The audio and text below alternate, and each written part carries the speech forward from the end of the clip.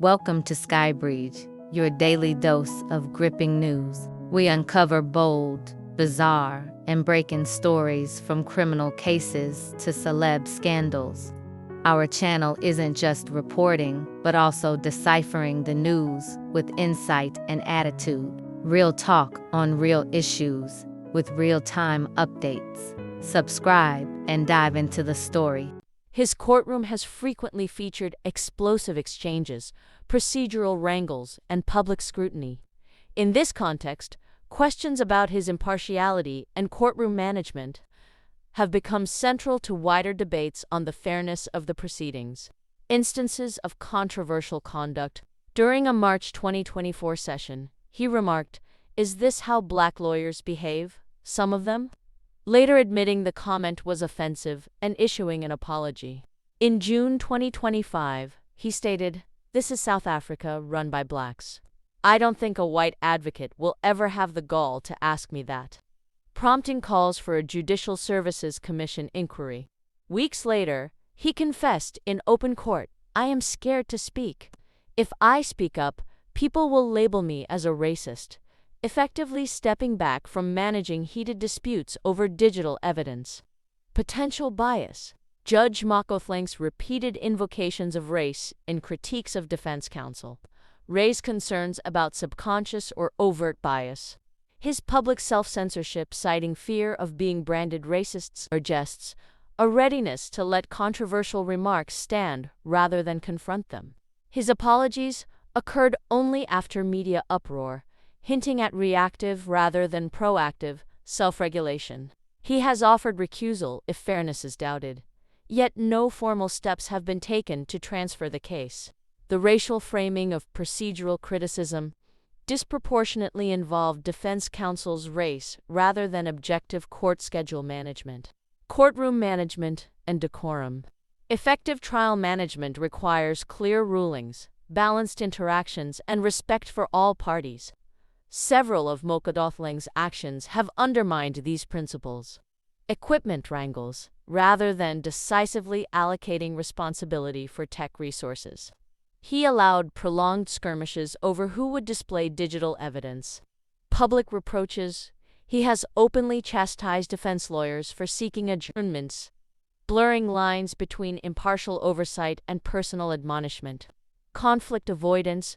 By claiming fear of labels, he relinquished his role as arbiter of disputes, compromising his duty to maintain order. Implications for a fair trial. The combination of racially tinged remarks and managerial vacillation has both real and perceived impacts on the trial's integrity. Public confidence dips when a judge appears reactive, inconsistent, or hesitant to enforce rules uniformly. The accused and their families, the state, and the wider public all stake their trust in an impartial judiciary. Any sign of bias or uneven courtroom stewardship magnifies delays and fuels suspicion of a skewed process. While Judge Makothleng has acknowledged and apologized for inappropriate comments, the pattern of conduct suggests deeper issues in his courtroom leadership.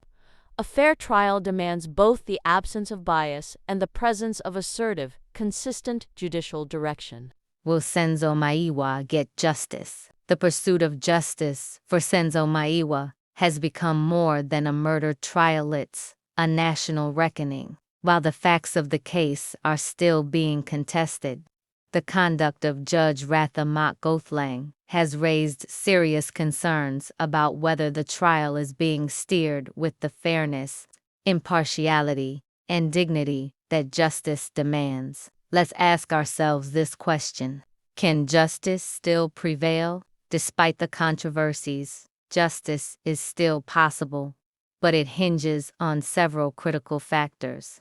Evidence, integrity, the strength and admissibility of forensic testimonial and digital evidence remain central.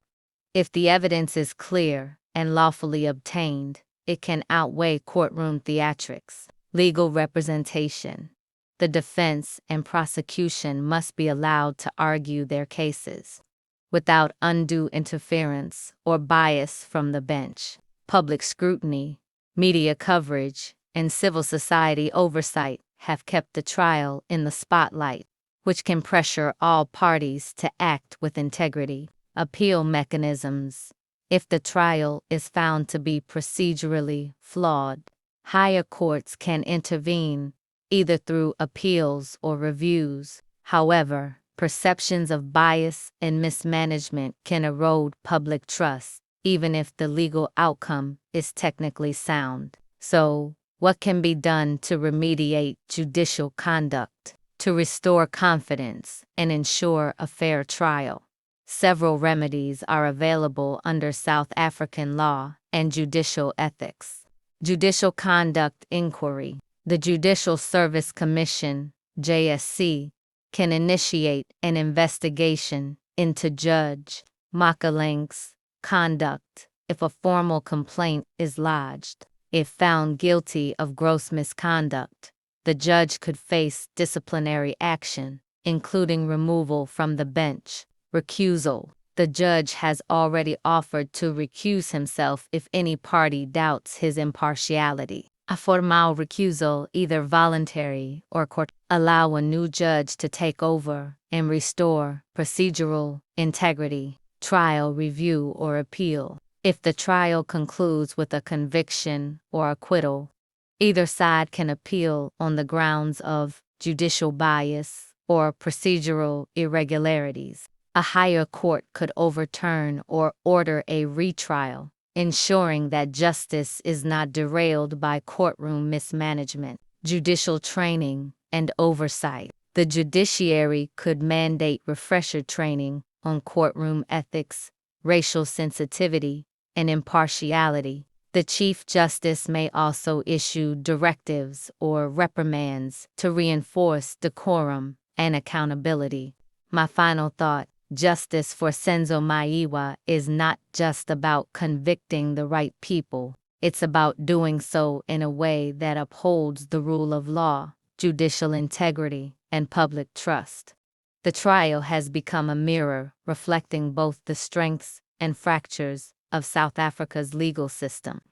Whether justice is ultimately served will depend not only on the verdict, but on the fairness of the journey that leads there. Let me know your thoughts on Judge Ratha's conduct. Hit that like button.